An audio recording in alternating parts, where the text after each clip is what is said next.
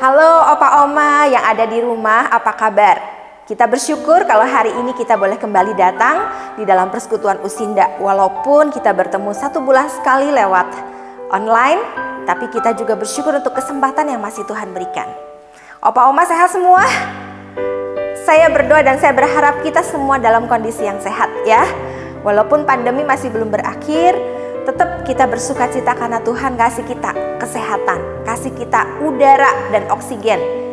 Hari ini oksigen sangat mahal, kadang-kadang di rumah sakit pun kosong di mana-mana. Tapi kalau hari ini kita masih punya paru-paru yang baik, bisa menghirup oksigen dengan baik, dengan bebas, itu juga anugerah Tuhan. Amin. Kita sama-sama akan memuji Tuhan yuk.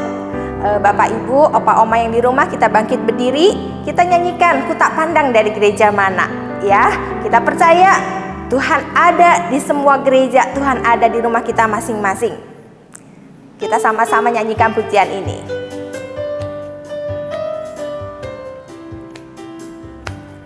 Ku tak pandang dari gereja mana, asal kau berdiri atas firman-Nya. Kalau hatimu seperti hatiku, kaulah saudara dan saudariku. Ku tak pandang dari gereja mana, asal kau berdiri atas firman-Nya. Kalau hatimu seperti hatiku, kaulah saudara dan saudariku. Mari Opa Oma sekali lagi kita katakan, ku tak pandang dari gereja mana, asal kau berdiri atas firman-Nya. Kalau hatimu seperti hatiku, kaulah saudara dan saudariku. Kaulah saudara dan saudariku. Kita sama-sama berdoa ya. Kita mau siapkan hati kita di dalam mengikuti persekutuan kita pada pagi hari ini. Bapa Surgawi, kami bersyukur kalau Engkau hadir, Engkau bekerja di antara kami. Walaupun Tuhan kami beribadah secara online di rumah kami masing-masing, tapi kami percaya Tuhan ketika 2 orang atau 3 orang berkumpul, Engkau juga hadir dan bekerja di antara kami. Sebentar Tuhan, ketika kami sama-sama mau memuji Tuhan, ketika sama-sama kami juga mau merenungkan firman-Mu, biarlah sekali lagi Tuhan, baik melalui puji-pujian maupun melalui firman Tuhan, kami diingatkan, kami dikuatkan, kami juga boleh semakin bertumbuh di dalam Engkau. Kami berdoa menyerahkan Tuhan, Opa Oma yang ada di rumah, mungkin mereka masih punya pergumulan, ada yang bergumul dengan anaknya, ada yang bergumul dengan mantu atau cucunya. Tuhan juga yang akan mengingatkan mereka di tengah-tengah pergumulan yang ada, untuk kami tetap berharap dan percaya kepada Engkau. Kami berdoa menyerahkan Tuhan dari awal sampai akhirnya persekutuan kami pagi ini ke dalam tangan-Mu. Hanya di dalam nama Tuhan Yesus kami berdoa. Amin. Oke Opa Oma, kita percaya Tuhan adalah Allah yang selalu mendengar doa kita. Tuhan selalu hadir untuk kita karena Dia adalah Allah yang mengasihi saya dan juga mengasihi Opa Oma semua. Yuk kita nyanyikan sebuah pujian. Kalau hari ini Tuhan kasih kesempatan untuk kita masih hidup, ini anugerah Tuhan ya. Kita nyanyikan lagu hari ini, hidup ini adalah kesempatan. Karena mungkin ada orang-orang yang saat ini sudah tidak ada bersama-sama dengan kita karena COVID. Mereka sudah terlebih dahulu dipanggil oleh Tuhan. Ada orang-orang yang mungkin yang saat ini dalam kondisi terpuruk, depresi, bahkan ada yang bunuh diri juga banyak mungkin ya, di tengah-tengah kondisi yang sulit. Makanya karena itu kita ingat, kalau kita masih hidup, ini adalah kesempatan untuk melayani Tuhan. Kita nyanyi sama-sama pujian ini ya Opa Oma ya.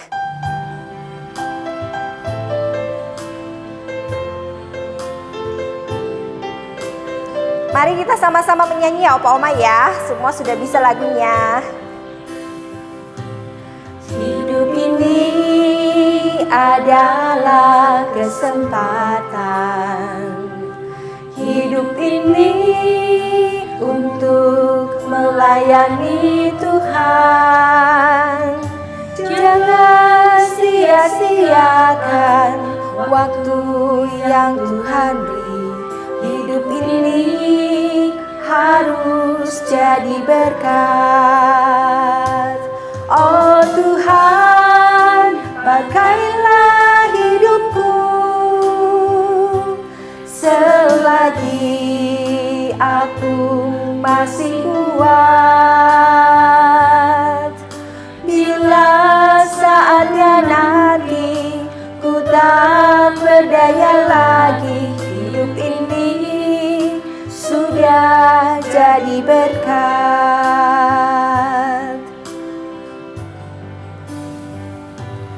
Hidup ini adalah kesempatan. Hidup ini untuk melayani Tuhan. Jangan sia-siakan waktu yang Tuhan beri. Hidup ini harus jadi berkat. Oh Tuhan, pakailah hidupku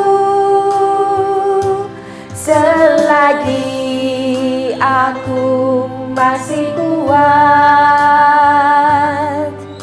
Bila saatnya nanti ku tak berdaya lagi, hidup ini sudah jadi berkat. Oh Tuhan, oh Tuhan, pakailah hidupku selagi aku masih kuat. Bila saatnya nanti ku tak berdaya lagi, hidup ini sudah jadi berkat. Hidup ini sudah jadi berkat. Sudah jadi berkat.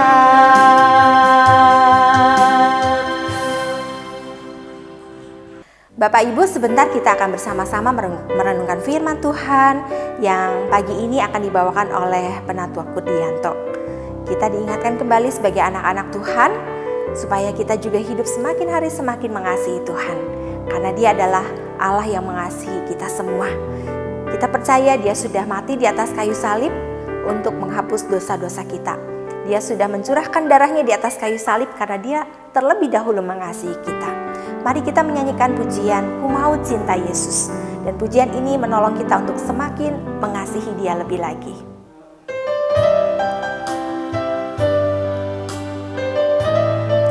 Mari Opa Oma dengan segenap hati kita menaikkan pujian ini. Ku mau cinta Yesus. Ku mau cinta Yesus selamanya. Ku mau cinta Yesus selamanya. Meskipun badai silih berganti dalam hidupku, ku tetap cinta Yesus selamanya. Ya Aba, Bapa, ini aku anakmu, layakkanlah seluruh hidupku. Ya Aba, Bapa, ini aku anakmu, pakailah sesuai dengan rencanamu.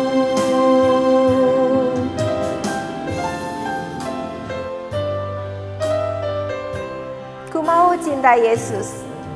Ku mau cinta Yesus selamanya.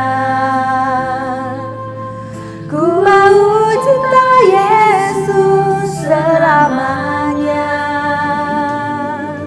Meskipun badai silih berganti sebab cinta Yesus selamanya. Ya Aba Bapa, ini aku anakmu, layakkanlah seluruh hidupku.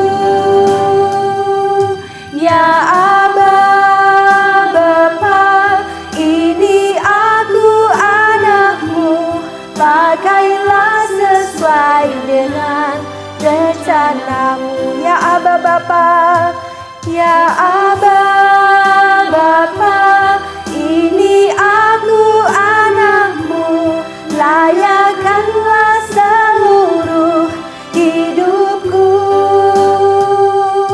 Ya Aba Bapa, ini aku anakmu, pakailah sesuai dengan rencanamu. Pakailah sesuai dengan rencanamu.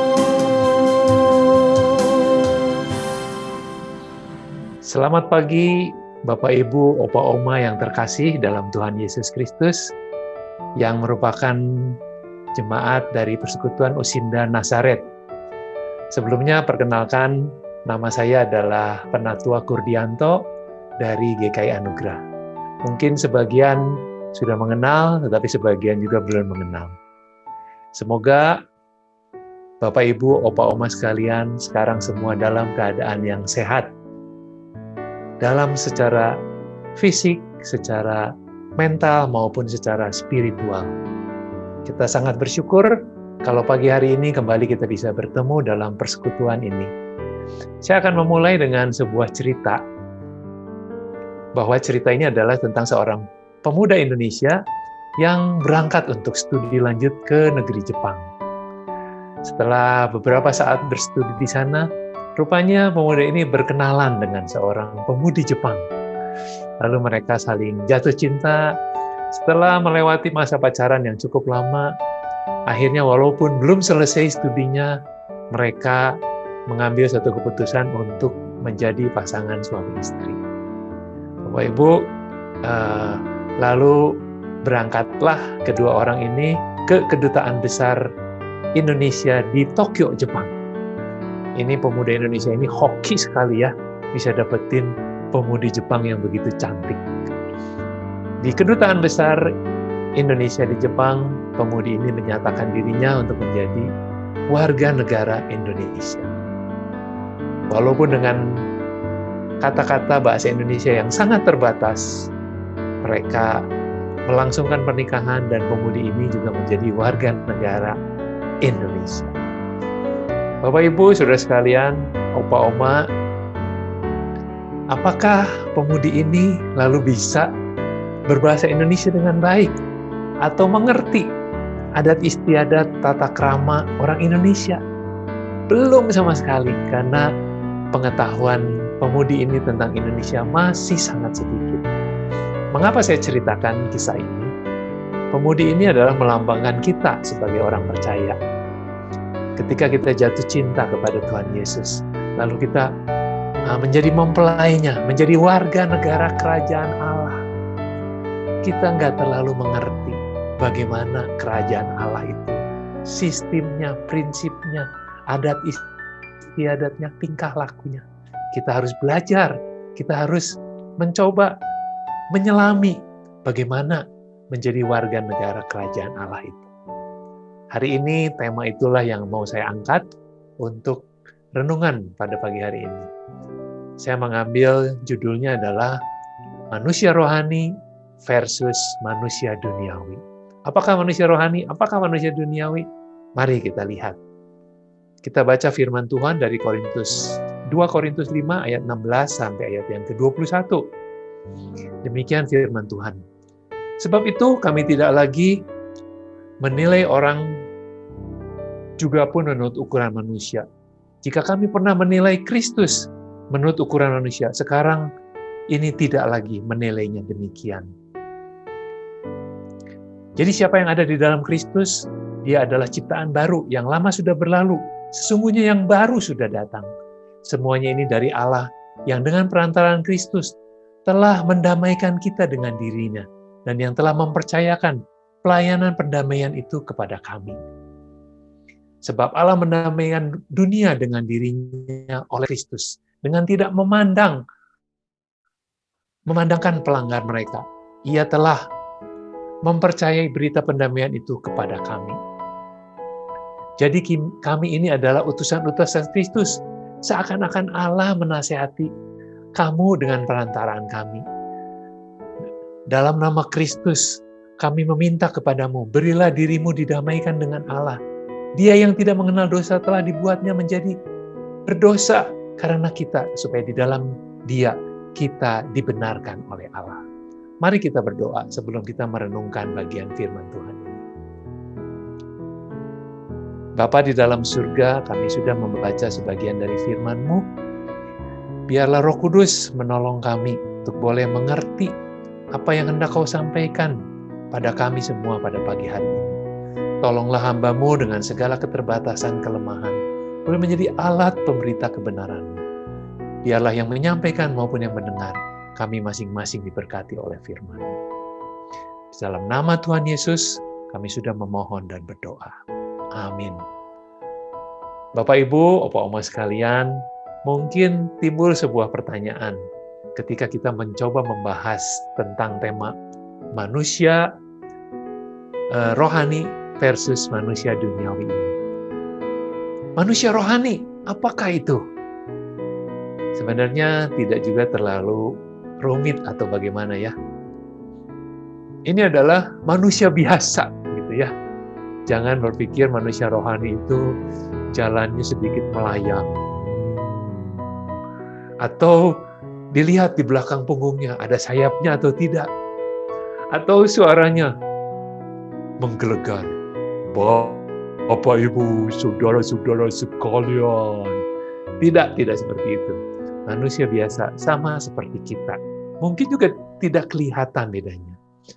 Kalau Bapak, Ibu, Opa, Oma melihat di dalam Alkitab ada cerita tentang 10 gadis yang bijaksana dan 10 gadis yang bijaksana dan bodoh, di mana 5 yang bijaksana, 5 yang bodoh.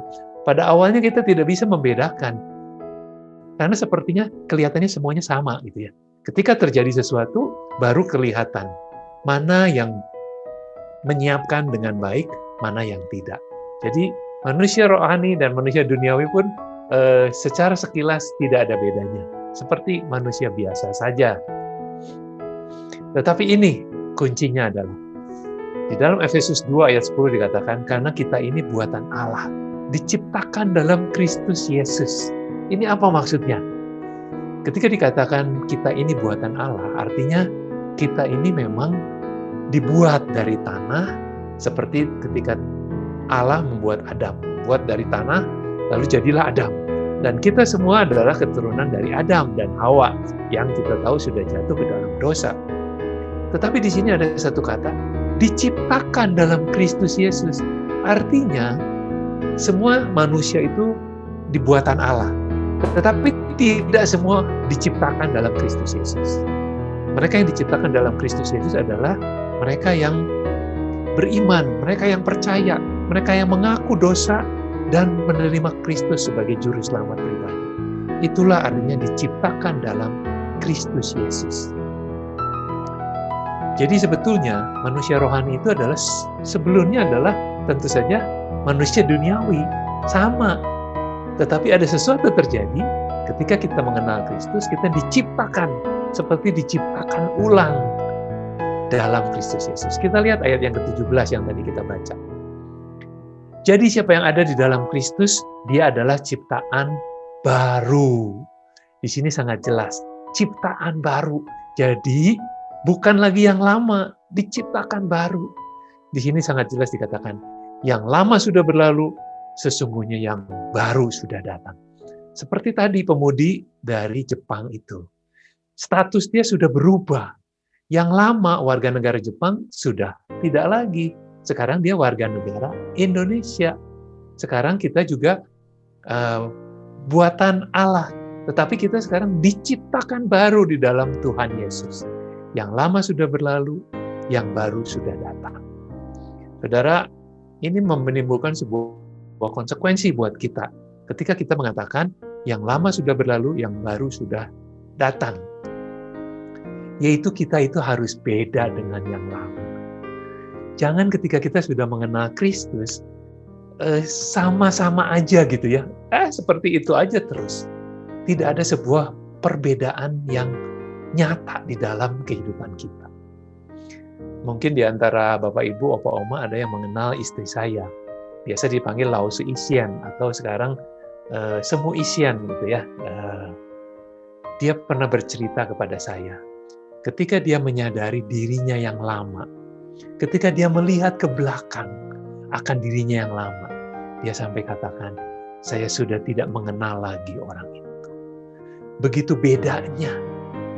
Dulu dia begitu egois, dia begitu arogan, dia ingin menang sendiri. Pokoknya yang penting adalah saya. Tetapi Tuhan dalam kasih karunia-Nya mengubahkan dia. Menolong dia mengalami sebuah transformasi sehingga dia bisa melihat dirinya yang dulu ketika dia melihat sekarang. Saya tidak kenal siapa orang itu, sungguh berbeda. Saudara, ini adalah sebuah gambaran bagaimana yang baru itu betul-betul berbeda dengan yang lama. Secara sederhana, manusia rohani itu adalah manusia yang meneladani Kristus. Ya, kita sudah kenal ya Kristus itu kehidupannya seperti apa, kasihnya, sikap tingkah lakunya. Apakah kita rindu untuk meneladani Dia? Ada sebuah keinginan dalam hati kita. Saya ingin semakin hari semakin menjadi serupa dengan Kristus. Ini manusia rohani. Mungkin kita ingin tahu ciri-cirinya seperti apa manusia rohani itu. Mari kita lihat. Ciri-ciri manusia rohani itu adalah pertama, memiliki kehidupan doa. Kenapa saya katakan kehidupan doa? Bukan orang yang suka berdoa atau yang sering berdoa. Saya ingin memperkenalkan sebuah konsep di mana doa itu menjadi bagian yang menyatu dengan kehidupan kita. Istilah yang sederhananya sedikit-sedikit doa gitu ya. Kalau orang duniawi, manusia duniawi itu ketika menghadapi sebuah masalah di dalam hidup, dia akan berusaha memakai segala cara. Mungkin dengan kepintarannya, dengan kekuatannya, dengan kekayaannya, dengan koneksi yang dia punya. Udah nggak usah takut, saya kenal orang hebat, saya kenal orang kuat, saya kenal pejabat, bisa bereskan semua. Ketika semua mentok, baru dia cari Tuhan. Dia berdoa. Doa entah ditaruh di nomor berapa, di belakang.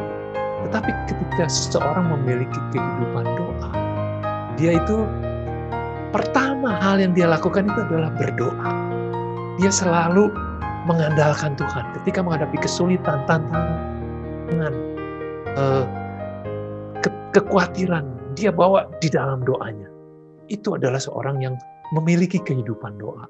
Bahkan untuk mengambil sebuah keputusan, untuk hal-hal yang penting di dalam hidupnya, tidak pernah dia tidak melewatinya dengan terlebih dahulu berdoa. Ini ciri manusia yang rohani, itu memiliki kehidupan doa. Yang kedua, ini sangat sederhana sebetulnya ya. Bapak, Ibu, Opa, Oma juga pasti sudah sering tahu. Senang membaca, belajar, dan melakukan firman. Ini saya berpikir adalah salah satu ciri yang sangat jelas antara manusia duniawi dan manusia rohani. Apakah kita ini punya kerinduan untuk mengenal, membaca firman, lalu belajar. Kalau ada yang nggak ngerti, aduh gimana ini saya nggak ngerti. Bertanya sama teman, bertanya mungkin sama hamba Tuhan, sama pendeta. Baca buku yang lain yang bisa menjelaskan. Lalu yang terpenting adalah melakukan firman. Firman itu menjadi sesuatu prinsip kehidupannya. Dia tidak ingin melanggar. Dia tahu firman Tuhan seperti ini. Dia ingin taat, mau tunduk, mau melakukan apa yang Tuhan kehendaki. Saudara, inilah ciri-ciri manusia rohani. Dia punya kehidupan doa dan firman itu juga menjadi bagian dari dalam hidupnya. Menghasilkan buah roh. Kalau tadi doa, baca firman, belajar firman, melakukan firman itu sepertinya tidak terlalu muncul gitu ya. Tetapi ketika bicara buah roh, itu adalah nyata. Orang-orang di sekitar kita bisa melihat apakah ada buah roh dalam hidup kita. Coba kita lihat ya, buah roh itu apa aja. Tetapi buah roh adalah kasih, sukacita, damai sejahtera, kesabaran, kemurahan, kebaikan, kesetiaan, kelemah lembutan, penguasaan diri. Manusia rohani akan semakin hari semakin nyata. Buah roh itu bertumbuh dengan lebatnya. Ada kasih, ada sukacita, ada damai sejahtera. Dia jadi orang yang sabar, ada yang murah hati, gampang menolong. Tetapi seringkali kita juga salah. Perhatikan, ini bukan cerita buah-buah roh, tapi buah roh. Secara jelas Alkitab menuliskan ini adalah tunggal, satu. Tapi kenapa banyak? Sering orang salah ya, buah-buah roh gitu ya. Terus ada 9, memang ini ada 9. Tetapi buah roh itu sebetulnya satu. Kenapa saya katakan satu? Karena semuanya harus ada dalam diri kita. Seorang manusia rohani harus memiliki buah roh. Yang 9 ini semuanya. Tidak boleh kita, enggak lah, saya mah kasih aja. Saya nggak bisa bermurah hati. Saya mengasihi kamu, tapi saya kurang sabar. Nggak bisa. Mungkin ada orang, ada suami, atau saya nggak tahu ya, aduh saya mengasihimu. Tetapi suka ringan tangan. Ringan tangan itu bukan suka membantu, tapi suka mukul, suka mungkin main kekerasan, mungkin menampar, atau apapun lah ya. Tapi karena dia bilang, aduh saya tidak bisa menguasai diri saya. Karena begitu saya marah, saya emosi, lalu saya lepas kendali. Tidak bisa. Kasih itu harus disertai dengan pengendalian diri. Nggak bisa bilang bahwa saya mengasihimu, tetapi kadang-kadang saya kelewatan, lalu memukul kamu, menampar kamu karena kemarahan saya. Jadi, semuanya harus ada. Nggak bisa kita bilang, kasih, tetapi saya tidak bisa sabar kepada kamu. Kasih itu pasti harusnya menjadikan kita menjadi sabar. Memang tidak mudah, tetapi kita harus memiliki semuanya. Sekali lagi, ini firman Tuhan yang katakan. Kita harus berusaha, tidak memilih-milih. Lalu kalau kita tidak sanggup satu, lalu kita tinggalkan. Kita harus berusaha terus melakukan apa yang bisa kita lakukan, agar semuanya itu ada di dalam hidup kita. Ini akan menimbulkan sebuah konsep hidup.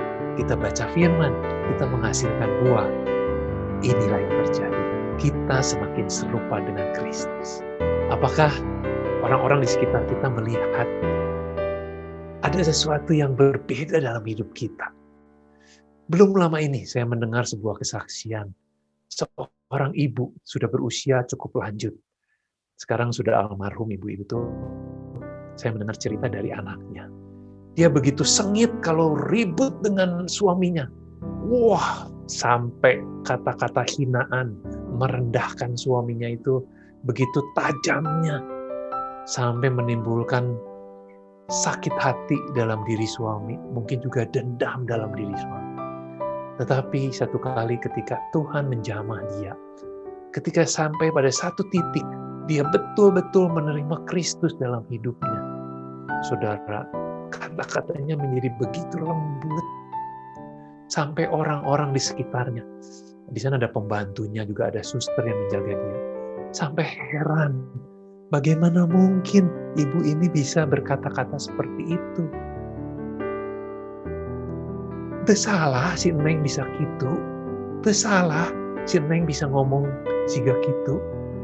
Saudara, itulah yang terjadi ketika kita diciptakan baru di dalam Kristus Yesus. Sesuatu perubahan yang sangat luar biasa, yang berbeda sekali dengan yang lama, sangat berbeda. Kita sekarang belajar bagaimana caranya agar kita bisa menuju manusia baru. Tadi ciri, sekarang cara. Pertama adalah inside out. Saya kasih angka nomor 1 karena ini yang pertama, yang paling penting. Inside out, dari dalam keluar. Jadi yang sedang kita coba rubah itu apa yang ada di dalam diri kita. Sehingga keluar menjadi sesuatu yang bersumber dari dalam. Kalau di dalamnya indah, di dalamnya baik, maka yang keluar juga baik dan indah. Ini prinsip perubahan cara berpikir. Tadi kita lihat di ayat yang ke-16 ya, Bapak Ibu. Ayat ke-16 mengatakan, sebab itu kami tidak lagi menilai seorang juga pun menurut ukuran manusia. Jika kami pernah menilai Kristus menurut ukuran manusia, sekarang kami tidak lagi menilainya demikian. Jadi ada sebuah perubahan mindset, ada perubahan cara berpikir. Mungkin akibat keluarga kita, bagaimana kita dibesarkan, ada nilai-nilai dalam keluarga kita yang membentuk kita. Bagaimana kita, mungkin kebanyakan dari kita berasal dari kalangan pedagang gitu ya. Jadi uang itu menjadi nomor 1. Apapun urusannya, pokoknya uang dulu. Manusia bisa disingkirkan, teman bisa disingkirkan untuk urusan yang namanya uang. Itu adalah cara berpikir. Bagaimana materi itu menjadi yang nomor 1. Tetapi ketika ada perubahan terjadi, mungkin uang itu memang penting. Tetapi kita tidak lagi melihat seperti itu. Apakah demi uang saya harus dengan cara yang licik, sampai kehilangan teman, dengan cara apapun saya akan mendapatkan uang? Tidak. Sekarang saya mementingkan bagaimana saya bisa membangun relasi dengan teman-teman, dengan sahabat. Itu adalah perubahan cara berpikir.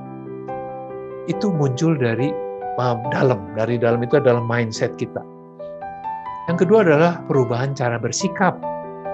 Di ayat yang ke-19a dikatakan di sana. Sebab Allah mendamaikan dunia dengan dirinya oleh Kristus dengan tidak memperhitungkan pelanggaran mereka. Bapak Ibu, Opa Oma, saya juga menyadari bahwa begitu banyak pelanggaran. Saya ini tidak layak menerima pengampunan dari Tuhan. Dosanya terlalu banyak, kesalahannya terlalu besar. Kalau kita melihat diri kita, kita akan menyadari betapa berdosanya kita. Tetapi karena anugerah Tuhan, kita didamaikan, kita diampuni dosa-dosa kita. Lalu kita bisa berdamai dengan Allah. Lalu apa yang akan berubah dengan sikap kita? Kita akan berubah dengan memandang orang. Mungkin ada orang yang menyakiti kita, aduh sakit hati, dendam, saya tidak bisa memaafkan orang itu. Tunggu, kita juga sudah diampuni sama Tuhan, kita sudah dimaafkan sama Allah. Kristus mengasihi kita, berkorban buat kita ketika kita masih dalam keadaan berdosa. Jadi kita mungkin perlu merubah sikap kita. Walaupun saya katakan sekali lagi tidak mudah, tetapi biarlah dengan pertolongan Tuhan kita mampu mengampuni. Manusia duniawi sulit untuk mengampuni. Dia bawaannya dendam, ingin balas dendam. Tetapi manusia rohani itu penuh pengampunan, selalu memberikan kesempatan untuk orang berubah, bahkan bisa menerima kelemahan orang lain. Kita juga banyak kelemahan. Bukankah Tuhan juga menerima kelemahan kita? Apakah kita juga tidak bisa menerima kelemahan orang lain terhadap kita? Perubahan cara berpikir, perubahan cara bersikap. Lalu yang ini yang berikutnya, saya kasih angka nomor 2. Karena ini tetap yang utama itu adalah inside out, dari dalam keluar. Tetapi apa saya maksudkan ketika outside in ini, dari luar ke dalam. Maksudnya adalah ketika kita hendak membentuk apa yang ada di dalam diri kita bisa mencoba, ada bagian kita melakukan dengan usaha kita, dengan sebuah kebiasaan baru. Kebiasaan baru itu akan membentuk apa yang ada di dalam diri kita. Kebiasaan dalam hal apa? Perubahan cara berkata-kata. Mungkin kita kadang tidak bisa mengendalikan lidah. Alkitab mengatakan orang yang paling kuat itu adalah orang yang bisa mengendalikan lidahnya. Sebuah kapal yang besar dikendalikan oleh kemudi yang kecil. kehidupan kita dikendalikan oleh lidah kita yang begitu kecil, tetapi itu akan berdampak kepada seluruh kehidupan kita. Kalau kita biasa mengeluarkan kata-kata yang tajam, kata-kata yang mungkin merendahkan orang lain, kita belajar menggunakan kata-kata kasih. Bahasa kasih adalah bahasa dari warga kerajaan Allah. Kita mesti belajar bahasa itu. Bagaimana kita mengucapkan kata-kata yang penuh kasih. Tentu saja itu bukan sebuah kebohongan, tapi betul dari dalam keluar. Kita melatih diri kita untuk bisa bagaimana mengucapkan kata-kata yang membangun, kata-kata yang positif, kata-kata yang mendorong orang untuk bangkit, untuk menjadi kuat. Perubahan cara berkata-kata. Nah, terakhir adalah perubahan cara bertindak. Mungkin apa yang kita lakukan, apa yang kita kerjakan.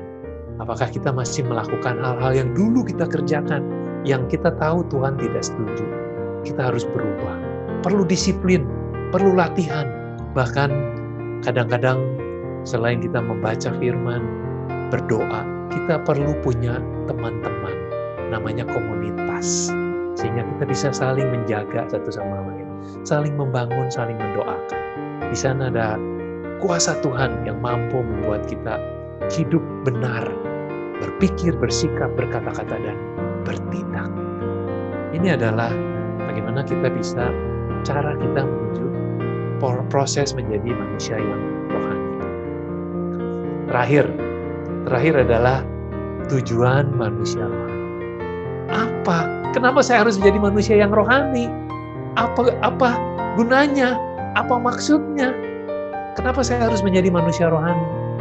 Saudara, Bapak, Ibu, Opa, Oma, saya memahami Opa, Oma juga sudah lanjut usia.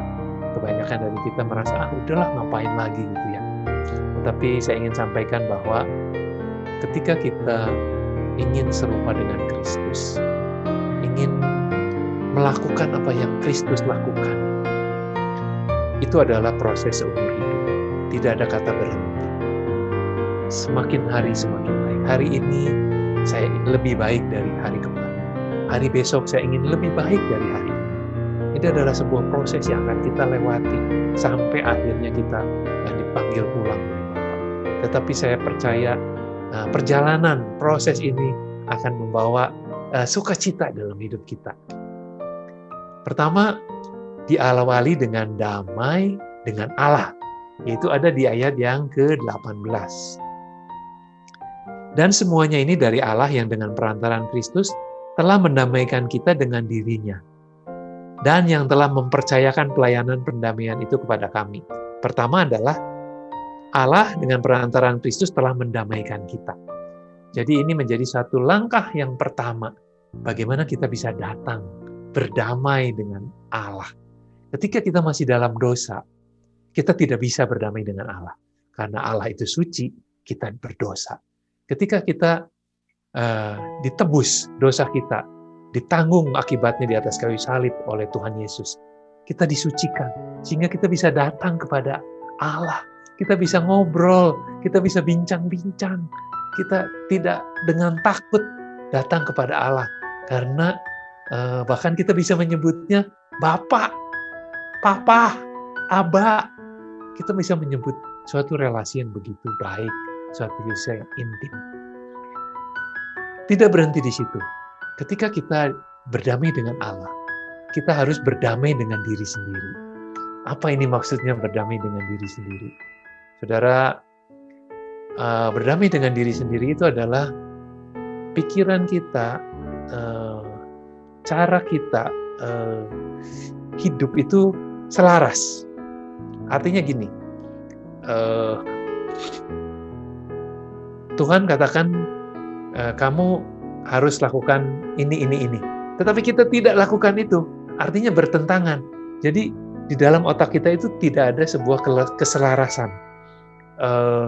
Saya tahu Tuhan, saya harusnya tidak boleh iri. Saya tahu Tuhan, seharusnya saya tidak boleh dengki. Saya tahu Tuhan, seharusnya saya harus mengampuni. Tetapi tidak, saya tidak mau mengampuni. Saya tetap iri, saya tetap dengki. Nah, ini tidak berdamai artinya. Tetapi ketika berdamai, apa yang Tuhan kehendaki, di dalam diri kita, itu terjadi dalam diri kita. Saya ingin katakan sekali lagi bahwa ini semua proses. Tidak bisa sekaligus. Seperti tadi pemudi Jepang itu juga mengalami proses terus-menerus sampai dia betul-betul ngerti bahasa Indonesia, ngerti adat istiadat, tingkah laku. Sama, kita juga terus belajar. Ada sebuah proses, semakin hari semakin baik. Berdamai dengan diri sendiri.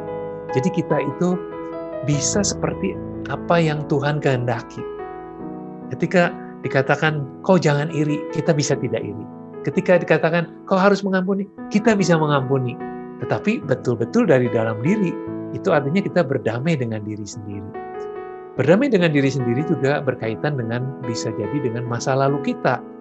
Mungkin ada masa lalu yang begitu kelam. Mungkin ada sikap orang yang menyakiti kita, yang menjadi sebuah himpitan di dalam diri. Ada sebuah seperti apa ya, perasaan yang tidak bisa diungkapkan dalam diri kita. Kita perlu berdamai dengan masa lalu. Kita perlu berdamai dengan mungkin kesalahan-kesalahan kita.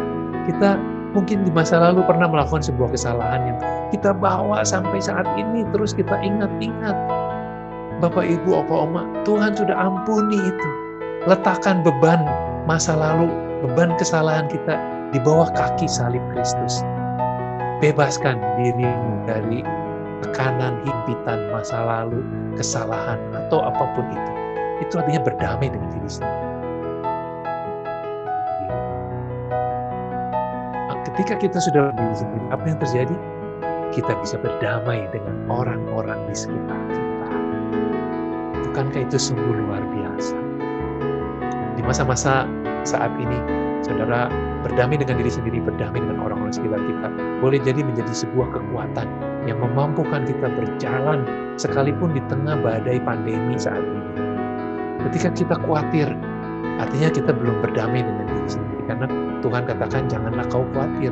Kita belajar supaya kita tidak khawatir. Ketika kita takut, ketika kita gelisah, belajar untuk tidak gelisah, belajar untuk tidak takut. Lalu kita berdamai dengan orang-orang di sekitar kita. Bukankah itu menjadi sebuah yang betapa indahnya? Sekalipun mungkin kita saat ini tidak bisa ketemu satu sama lain, tetapi kita bisa bertelepon, bisa video call juga sekarang. Begitu bisa menolong kita berdamai dengan orang-orang sekitar kita. Terakhir, apa yang terjadi? Kita menjadi duta damai. Tujuannya adalah menjadi duta damai. Ketika kita berdamai dengan Allah, kita berdamai dengan diri sendiri, berdamai dengan orang-orang di sekitar kita, kita menjadi duta damai. Di ayat yang ke-20, ini sangat jelas dikatakan, jadi kami ini adalah utusan-utusan Kristus, seakan-akan Allah menasihati kamu dengan perantaraan kamu. Bapak, Ibu, Opa, Oma, sampai dikatakan, seolah-olah Allah yang berbicara melalui kita. Bukankah saya sudah katakan, kita semakin serupa Kristus, kita semakin serupa Allah. Seperti Allah hadir dalam kehidupan orang-orang yang kita temui melalui diri kita. Kita menjadi duta damai, menceritakan akan kasih Allah, menceritakan akan pengampunan Allah, akan anugerah Allah. Itulah yang terjadi, harusnya terjadi dalam hidup kita. Kita menjadi orang-orang yang menjadi berkat buat orang-orang di sekitar kita. Yang sering terjadi adalah kita salah menangkap. Sehingga dari yang nomor 1, damai dengan Allah itu, tiba-tiba kita ingin menjadi duta damai. Ada sebuah loncatan. Dan ini tidak bisa terjadi. Salah. Sehingga akibatnya adalah, kenapa ada orang-orang yang menjadi batu sandungan. Katanya orang Kristen, kok sikapnya seperti itu? Oh, katanya, cerita tentang Yesus. Tapi karakternya seperti itu, tidak sabaran. Bukan menjadi duta damai, tapi menjadi batu sandungan. Membuat orang malah bukan mengenal Kristus, malah menjauh dari Kristus. Bapak, Ibu, Opa, Oma, memang 2 hal ini harus terjadi terlebih dahulu dalam hidup kita. Kita berdamai dengan diri sendiri, kita berdamai dengan orang-orang sekitar kita, barulah kita bisa menjadi duta damai. Ketika dikatakan duta damai, ambasador, seperti perwakilan sebuah negara. itu bukan hanya ucapannya, bukan hanya perkataannya, tetapi seluruh hidupnya, seluruh keberadaannya, sikapnya, tingkah lakunya, seperti betul-betul sebuah pribadi yang membawa Kristus lalu bertemu dengan orang-orang yang belum mengenal Kristus. Semoga di tengah situasi yang sulit, di tengah situasi yang berat saat ini, kita boleh belajar. Kita sudah berdamai dengan Allah. Saya percaya semua orang di sini sudah terima Kristus, berdamai dengan Allah. Tetapi apakah kita sudah berdamai dengan diri sendiri? Kita sudah damai dengan orang-orang di sekitar kita, sehingga kita bisa menjadi duta damai. Biarlah ada 4 damai di dalam hidup kita yang akan membawa damai sejahtera yang sesungguhnya. Saya percaya ketika proses ini kita bisa lewati, proses ini kita mau lewati, bersedia, berusaha untuk melewatinya. Saya percaya ada damai sejahtera Allah, ada sukacita surgawi yang hadir dalam kehidupan kita, sehingga melewati hari yang sulit seperti ini pun kita tetap bisa merasakan ada damai sejahtera, ada sukacita sekalipun sulit, tetapi kita tidak kehilangan sukacita itu. Itulah manusia rohani. Mari kita berdoa. Bapa di dalam surga, perkataan manusia sudah berhenti, tetapi biarlah Roh Kudus terus menyuarakan kebenaran ini di dalam hati kami semua, sehingga tidak berhenti di sini, tetapi kami mau berusaha untuk melakukannya dalam kehidupan kami. Sekalipun kami mungkin sudah berusia lanjut, kami sudah lemah, tetapi biarlah itu tidak mengendorkan semangat kami untuk terus menjadi pribadi yang lebih indah lagi dan lebih indah lagi di hadapan Tuhan. Sehingga apapun kondisi kami saat ini, kami tetap bisa menjadi duta damai. Kami tetap bisa menjadi berkat bagi orang-orang di sekitar kami. Menjadi teladan bagi anak cucu kami. Menjadi nasihat, memberikan nasihat kepada anak cucu kami. Dan justru seluruh keberadaan hidup kami menjadi sebuah perwakilan Allah yang hadir di tengah-tengah keluarga kami. Kami mau menyerahkan setiap orang yang mendengar, Tuhan pimpin, Tuhan berkati, dan bahkan lebih, Tuhan jaga, lindungi, berikan kesehatan yang baik melewati hari-hari ini. Dalam nama Tuhan Yesus, kami sudah bersyukur dan berdoa. Amin. Sampai jumpa, tetap semangat, tetap sehat. Tuhan Yesus memberkati. Ya, Bapak, Ibu, Opa, Oma semua, kita diberkati dari firman Tuhan. Bersyukur ya, karena firman Tuhan yang menjadi pelita bagi kaki kita, menjadi terang bagi jalan kita, yang selalu menuntun kita untuk kita menjadi anak-anak Tuhan yang hidup sebagai manusia-manusia yang semakin berkenan kepada Tuhan. Mari Opa, Oma, kita sama-sama bangkit berdiri, kita akan masuk di dalam beberapa pokok doa syafaat. Kita sama-sama berdoa ya. Bapa Surgawi, kami bersyukur jikalau hari ini kami boleh bersama-sama hadir di tempat ini Bapa. Kami juga sekali lagi mengingat Tuhan untuk bangsa dan negara kami yang masih dilanda oleh badai COVID yang belum berlalu ini. Kami tetap berdoa supaya Tuhan mengasihi bangsa ini.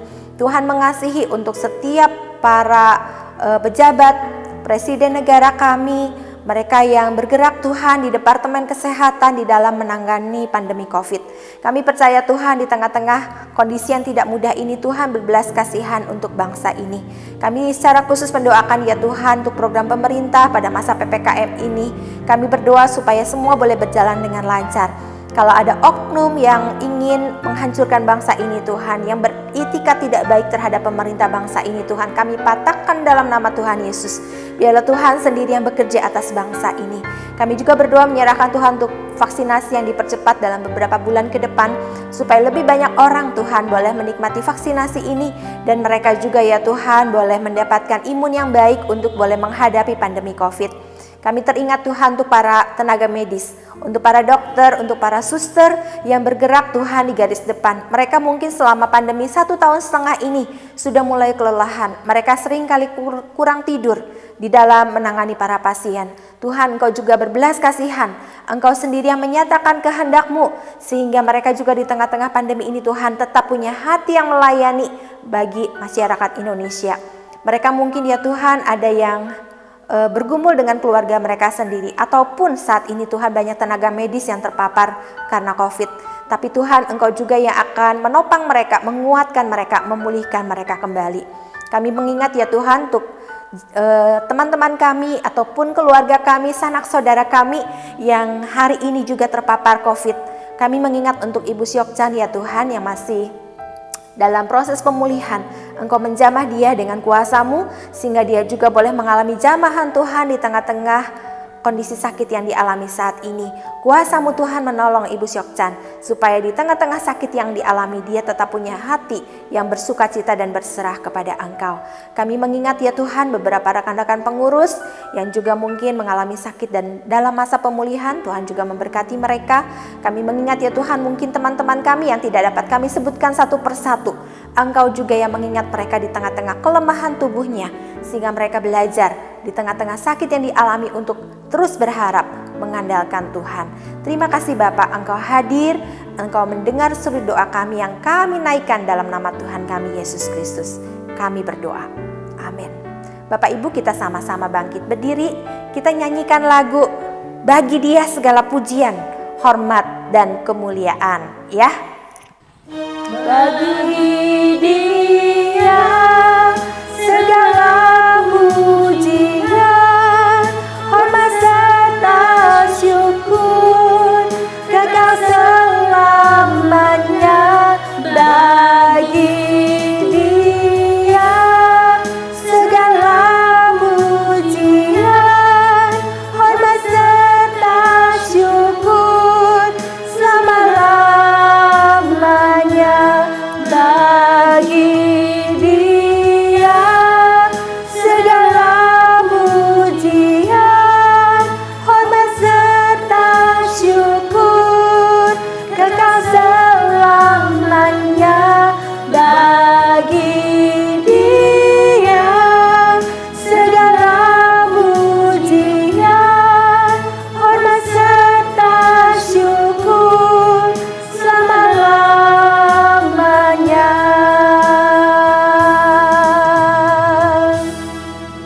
Mari kita arahkan hati dan pandangan kita kepada Dia untuk menerima berkat daripada Tuhan. Kiranya kasih karunia daripada Allah Bapa, kasih dan pengorbanan daripada Tuhan kita Yesus Kristus, persekutuan, penghiburan, kekuatan daripada Allah Roh Kudus senantiasa menyertai setiap kita, opa oma yang hadir dalam ibadah persekutuan Usinda pada hari ini. Hanya di dalam nama Yesus kami berdoa dan memohon. Amin.